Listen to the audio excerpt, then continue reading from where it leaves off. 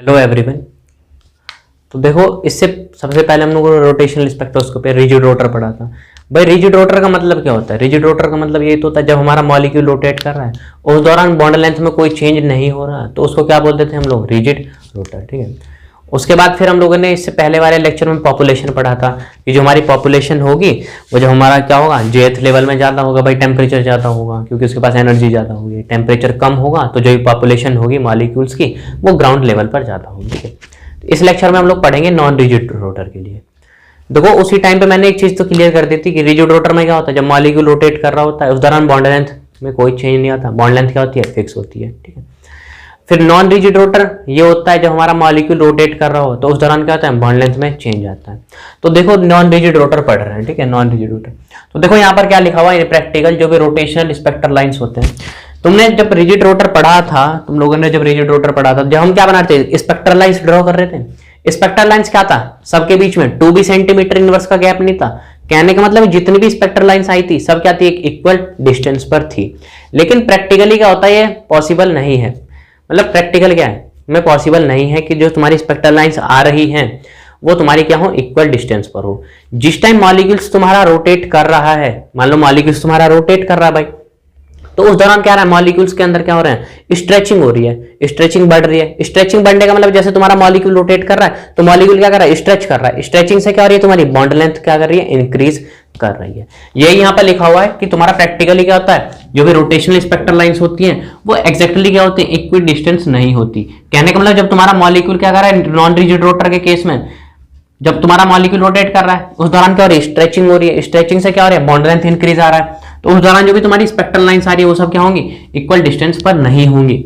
ये जो सेपरेशन होगा, जो तुम बना रहे थे भाई स्पेक्ट्रल लाइंस ऐसे इस तरीके से बना रहे थे ना, इस तरीके से स्पेक्ट्रल लाइंस बना रहे थे, इनके बीच में जो एनर्जी गैप था कितना था? 2 भी सेंटीमीटर इनवर्स का था। सब क्या थे? इक्वल डिस्टेंस पर थे। ये जो डिफरेंसेस होते हैं ना एनर्जी गैप के बीच में, स्पेक्ट्रल लाइंस के बीच में जो क्या है, जो सेपरेशन है वो तुम्हारा डिक्रीज होता चला जाता है। जैसे जैसे तुम्हारी इंक्रीज जे की वैल्यू क्या करती जाती है? इंक्रीज होते जाती है। इसी से ये पता चलता है जो तुम्हारा मॉलिक्यूल्स होता है वो रिजिड नहीं होता, वो क्या करता रहता है? स्ट्रेच करता रहता है। जब वो क्या कर रहा है? रोटेशन कर रहा है। जब स्ट्रेचिंग क्या होगी? इंक्रीज होगी। स्ट्रेचिंग इंक्रीज होगी, इसका मतलब क्या है? मॉलिक्यूल के अंदर बॉन्ड लेंथ क्या हो रही है? इंक्रीज हो रही है।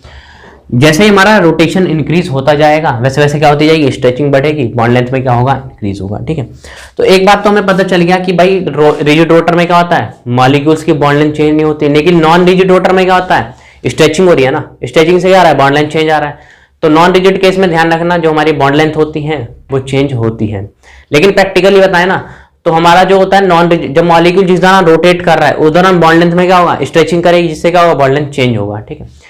अब देखो नेक्स्ट हम लोग क्या कंसीडर करके चल रहे हैं, टेकिंग दिस इनटू कंसीडरेशन, जो भी रोटेशनल एनर्जी जो हो गई है। देखो पहले क्या थी? BHCJ+1 थी। इस बार क्या होगा? देखो रोटेशनल एनर्जी लेवल, क्योंकि नॉन रिजिड केस पढ़ रहे हैं, उससे पहले हम लोगों ने रिजिड रोटर का केस पढ़ा था। यह है BHCJ+1 माइनस DHCJ²J+1 का होल स्क्वायर।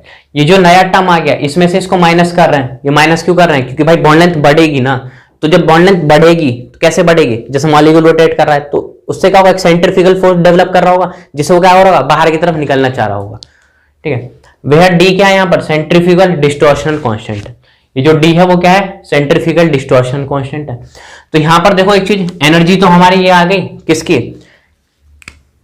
रोटेशनल एनर्जी ये आ गई हमारी। ये क्या? Rotational energy BHCJ+1 minus DHCJ²J+1 का होल स्क्वायर। अब एक बात बताओ, ये जो एनर्जी है वो किस में? जूल के टर्म में होगी। इसको हमें स्पेक्ट्रोस्कोपी में एनर्जी किसकी टर्म में पढ़ते हैं हम लोग? वेव नंबर की टर्म में एनर्जी को पढ़ते हैं। उसके लिए हमें क्या करना पड़ता है? जो भी एनर्जी है उसको HC से डिवाइड लगाना होता है। ठीक है। इस वाली इक्वेशन को क्या करो? पूरी इक्वेशन को HC से डिवाइड लगा दो। फर्स्ट इक्वेशन को क्या करो? HC से डिवाइड लगा दो। जो HC से डिवाइड लगाएंगे तो HC से ये वाला HC खत्म हो जाएगा, ये वाला HC खत्म हो जाएगा। क्या बन जाएगा यहाँ से? BJ+1 माइनस DJ² और J+1 का होल स्क्वायर। अब ये जो एनर्जी आई है वेव नंबर की टर्म वो किसमें होगी? सेंटीमीटर इनवर्स में। ठीक है। अब देखो जब हमारा ट्रांजिशन होगा, मान लो J है फॉर J=0, तो जो हमारी एनर्जी कितनी होगी? 0 होगी। फिर J=1 होगा तो यहाँ पे J=1 पुट कर दो तो कितना आ जाएगा यहाँ से? 2B minus 4D। इसी तरीके से J=2 पुट करके देखो इस वाली इक्वेशन में क्या बन जाएगा? 6B minus 36 D. फिर जे इक्वल टू 3 पुट करके देखो इसमें, तो क्या बन गया 12b माइनस 144d। इसी तरीके से जे इक्वल टू 4 इस इक्वेशन में पुट करो, कितना बन गया 20b माइनस 400d। इसी तरीके से वैल्यू तुम पुट करके देखते जाओगे तो तुम्हारी क्या आ जाएगी, बहुत सारी जितनी भी एक्साइटेड, जे इक्वल टू 0 मतलब ग्राउंड लेवल होगी, 1 मतलब फर्स्ट एक्साइटेड स्टेट के लिए एनर्जी जो होगी वो इतनी होगी। एक बात देख लो, जब हम बढ़ते जा रहे हैं उसके बीच में जो सेपरेशन है डिक्रीज नहीं होता जा रहा। अब देखो इसके बाद हम लोग नॉन रिजिड रोटर में क्या पढ़ेंगे, सिलेक्शन रूल की बात करेंगे। अब देखो नॉन रिजिड रोटर में जो है ना हम लोग सिलेक्शन रूल की बात कर रहे थे, ठीक है। सिलेक्शन रूल देखो नॉन रिजिड रोटर के लिए क्या होता है, जो डेल्टा जे जो होता है वो क्या होना चाहिए, +-1 होना चाहिए। डेल्टा जे +1 है, इसका मतलब क्या है, एब्जॉर्प्शन हो रहा है। एब्जॉर्प्शन से क्या पता चल रहा है कि वो एक यूनिट क्या होगा, ऊपर जाएगा। और -1 होगा तो इसका मतलब क्या पता चल रहा है कि वो एमिशन होगा। एमिशन होगा तो 1 यूनिट क्या होगा, वो डिक्रीज हो जाएगा, ठीक है। तो जो सिलेक्शन रूल होता है नॉन रिजिड रोटर के लिए वो कितना होता है, डेल्टा जे +-1 होना चाहिए। अब देखो जो भी हमारे ट्रांजिशन हो रहे हैं, जो भी तुम्हारे ट्रांजिशन हो रहे हैं वो कहां से कहां हो रहे हैं, जे से J+1 हो रहा है। जब कोई भी ये स्टेट है जे वाली स्टेट, इससे ऊपर वाली एक्साइटेड स्टेट कौन सी है, J+1, ये क्या करेगा, एनर्जी को क्या करेगा, एब्जॉर्ब करेगा, तो हमारा क्या होगा, ये ऊपर जाएगा। तो जो भी हमारे ट्रांजिशन हो रहे हैं वो कहां से कहां हो रहे हैं, जे से लेकर के J+1 हो रहा है। वो क्यों हो रहा है, क्योंकि एब्जॉर्प्शन हो रहा है। अब देखो यहां से जो एनर्जी है वो क्या, जे से J+1 बन रही है। तो एनर्जी क्या होगी, कितने वेव नंबर की फोटोन्स, हम यहां से क्या निकाल रहे हैं, कितने वेव नंबर की फोटोन्स जो है वो एब्जॉर्ब कर रहा है, जिससे ट्रांजिशन क्या हो रहा है, जे से J+1 जा रहा है। तो जब वेव नंबर के फोटोन्स को हम लोग कैलकुलेट करेंगे, जो ट्रांजिशन हो रहा है जे से J+1 जा रहा है, तो क्या निकालेंगे, फाइनल एनर्जी माइनस इसकी जो एनर्जी होगी J+1 वाले की, माइनस इसकी जो एनर्जी होगी J+1 वाले की एनर्जी, माइनस जो भी जे वाले की एनर्जी है उसको। अब देखो उस वाले लेक्चर में हम लोग जे की इसकी वैल्यू निकाली थी, बस यहां पर क्या करना है, जगह पे +1 करना है, जे की जगह क्या कर दो, J+1 कर दो, हो जाएगा। यहां पर देखो b है और जे की जगह क्या करते हैं इस बार J+1, और यहां पर भी J+1 करते और +1 ऐड हो जाता, तो कितना बन गया यहाँ पे J+2 बन गया। फिर माइनस d, जे की जगह J+1 का होल स्क्वायर, और यहां पर क्या हो गया J+2, क्योंकि यहां पर देखो क्या था, इस तरीके से लिखा होता है ना J+1, तो जे की जगह क्या रख दिया J+1+1, तो क्या बन गया ये J+2 बन गया। यहाँ पे इस तरीके से है J+2, कहीं कंफ्यूजन होना हो। फिर माइनस है यहाँ पे bj J+1 minus dj square और फिर J1+1 का होल स्क्वायर। अब देखो जो ट्रांजिशन J से J+1 कितना आ गया, इसको हमने सॉल्व कर दिया।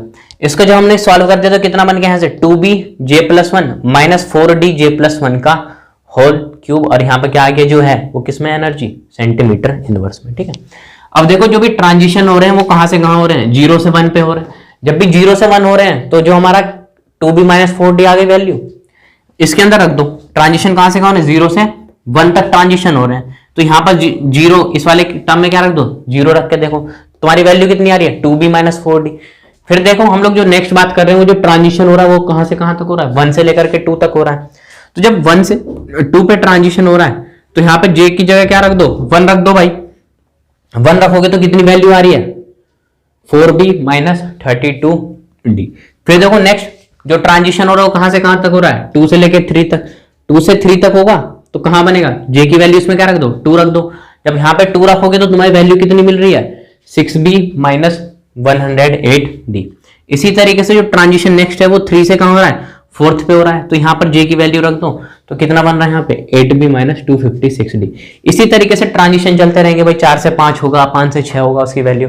अब देखो इतने जो वैल्यू हमने निकाली है यहां से लेकर के यहां तक की जो वैल्यू निकाली है उससे कॉन्क्लूजन पता चल रहा है। कॉन्क्लूजन ये पता चल रहा है कि जो हमारा सेपरेशन है उसमें क्या हो रहा था, a की वैल्यू आ रही थी ना, 2b आ रही थी, रिजिड रोटर ध्यान है 2b आ रही थी, फिर 4b 6b 8b, सबके बीच में क्या आ रहा था, 2b सेंटीमीटर इनवर्स का गैप आ रहा था।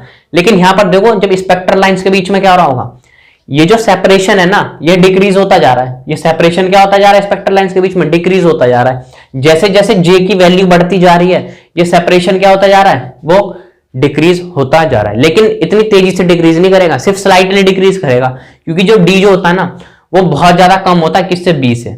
समझ के बात को, इसलिए क्या कर रहा है, जब हम ऊपर से जो सेपरेशन होती है स्पेक्ट्रल लाइंस के बीच में वो क्या कर रहा है, डिक्रीज कर रहा है जैसे जैसे j की वैल्यू इंक्रीज हो रही है, ठीक है। इसके बाद देखो ये जो तुम्हारा रोटेशनल स्पेक्ट्रोस्कोपी था यहीं पर ओवर हो गया। अब जितना भी रोटेशनल स्पेक्ट्रोस्कोपी में आए हुए क्वेश्चंस होंगे वो सब हम लोग नेक्स्ट लेक्चर में डील कर लेंगे, ठीक है।